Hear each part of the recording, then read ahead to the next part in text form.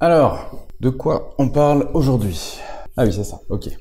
Salut, c'est Chris pour améliorer ses photos. Dans cette vidéo, je vais te parler de mes prochains workshops et je vais aussi te donner le nom du gagnant du dernier tirage au sort. J'espère que tu es prêt, c'est parti, on y va. Ryan Little.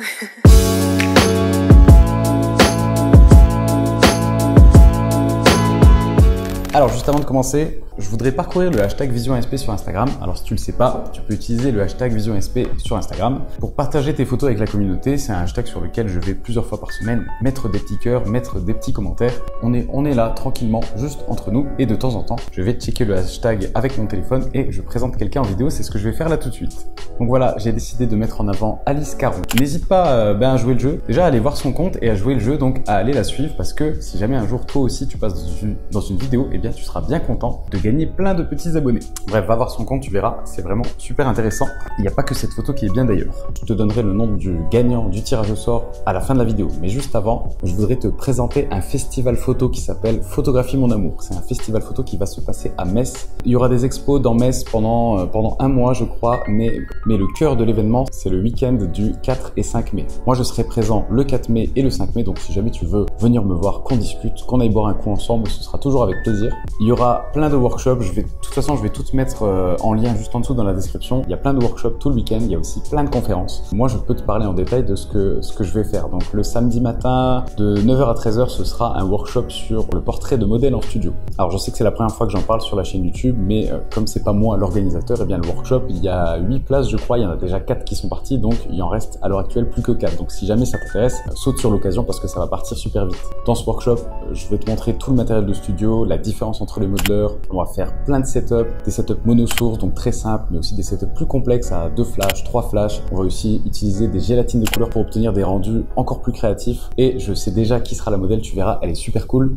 Et je pense que les photos vont vraiment claquer. Donc voilà, si jamais ça t'intéresse, le lien est juste en dessous de mon workshop d'ailleurs et des autres workshops, il y a aussi les conférences. Bref, il y a tout, va checker le lien juste en dessous. En parlant de workshop, je suis en train d'organiser ma venue à Paris pour faire toute une journée. Donc le matin, on va faire du portrait en lumière naturelle et l'après-midi, je vais te montrer toutes mes techniques de retouche de l'image. Donc ça, je suis en train de voir pour les dates, mais je suis aussi en train de voir pour une date soit en Belgique, soit en Suisse. Je sais qu'il y a beaucoup de demandes en Belgique et en Suisse aussi, donc si jamais tu es suisse, dis-le moi juste en dessous dans les commentaires. Et si jamais tu es belge, dis-le moi aussi juste en dessous dans les commentaires. Et je vais compter le nombre de voix pour chaque pays et c'est ça qui me fera décider si je veux plutôt en Belgique ou plutôt en Suisse. Alors le but de ces workshops-là, c'est aussi valable pour le workshop en studio, c'est vraiment que tu puisses faire de bonnes photos tout le temps. Alors pour le portrait en lumière naturelle, c'est plus assez axé sur faire de bonnes photos n'importe où et pouvoir installer une ambiance dans tes photos. C'est de plus en plus important pour moi dans ma pratique photographique. Donc c'est vraiment ce que je te transmets en workshop. Tu n'as peut-être jamais fait de séance photo avec une modèle, peut-être que tu en as déjà fait 2 ou 3. En fait, ce que je t'apprends,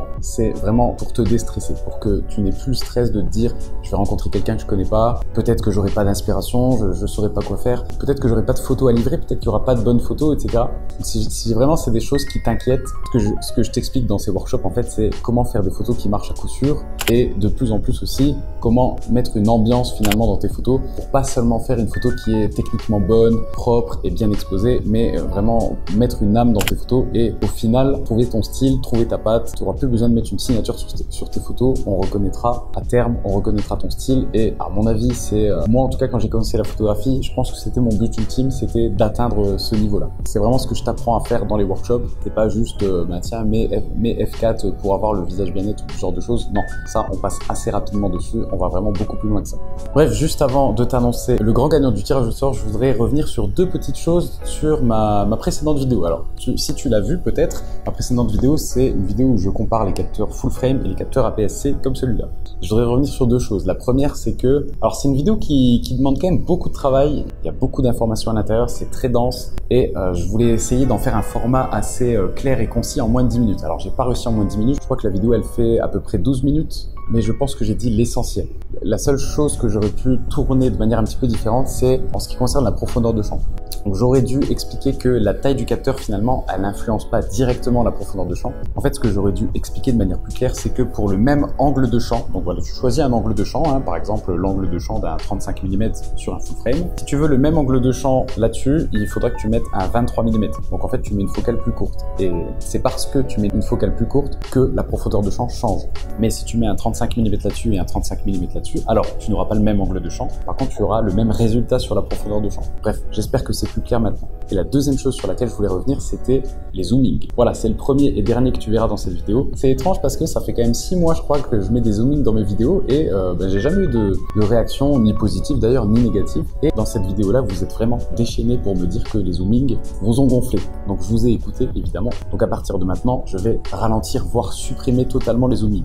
En tout cas, ton avis m'intéresse aussi. Dis-moi en commentaire si jamais, toi, tu aimes bien les zoomings, si jamais toi, tu aimes bien et ça te maintient captivé pendant une vidéo, eh bien, dis-le moi dans les commentaires. Si jamais tu t'en fiches, tu peux me le dire aussi. Et si jamais vraiment tu n'aimes pas ça, dis-le moi dans les commentaires aussi. Ça m'aidera. Alors là, je vais plus en mettre pendant quelques semaines histoire de tester un petit peu, mais je garantis pas que ça reviendra pas, je sais pas. Pourquoi est-ce que je mets des zoomings en fait? Il faut savoir déjà que mettre des zoomings, moi ça me prend du temps. Mettre des cuts tout le temps dans les vidéos et mettre des zoomings, c'est vraiment une grosse partie du travail de montage. Donc si jamais je peux m'affranchir de ce travail-là, personnellement ça m'arrange. Et pourquoi est-ce que j'en mets? C'est parce que nous les créateurs sur YouTube, il y a une statistique qui est très très importante, c'est d'ailleurs la statistique la plus importante pour YouTube, c'est ce qu'on appelle le watch time. Si par exemple je fais une vidéo de 10 minutes et que tu ne la regardes que 2 minutes, c'est-à-dire 20% du temps, YouTube, qu'est-ce qu'il va se dire? Il va se dire, ok, la vidéo elle fait 10 minutes, mais les gens au bout de 2 minutes ils partent. Ça veut certainement dire que la vidéo elle n'est pas assez intéressante. Donc YouTube ne propulse pas la vidéo et il ne la montre pas, même pas à tous les abonnés. Donc nous, ce qu'on essaie de faire, c'est de faire des vidéos qui soient dynamiques et que tu aies envie